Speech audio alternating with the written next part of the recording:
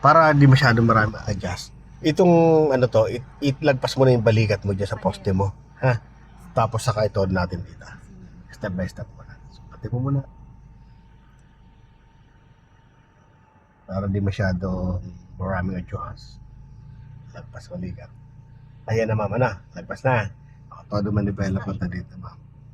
Oo, yan, parang tapat dito sa ano yung padar mo, ano, yung balikat mo sa salamin. Oo, yan tapat ang balikat mo sa ano. Tapos yung mamaya, titingnan ko dito.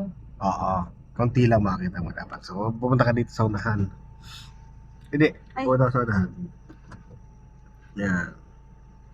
Maaga pa yung atras noong. Yan, lapit dito. Off, stop. Tama na yan. No.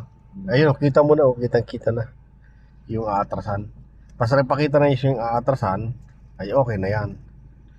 Ayun. Lagi sa reverse, ma'am. Okay. Slow down.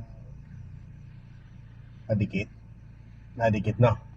Pag ganyan, mag-a-adjust ka, gigitna mo lang. Para hindi ka masyadong, para hindi ka sumapit lang, ano?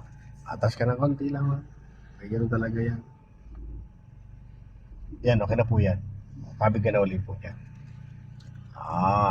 And atas tayo. So, pagatin mo ng transmission mo kasi medyo pataas ito. Pagatin mo ng transmission mo. Okay? Biting point, tinatawag na biting point. Yan. O, stop ka muna. Stop muna ma'am ha. Yan, may kagat na. O, tanggalin mo pa sa brake. Yun. Then, ganyan lang ano. O, tingnan dito. Stop. Yan. Tingnan natin kung kasya na tayo. Pagkawari kung kasya na tayo. Atras pa tayo ng konti pa. So, biting point ulit ma'am. Agatin mo transmission mo. Kasi medyo pataas kasi ng parking ni ma'am eh. Biting po muna. Yan, mayroon akong biting ma'am.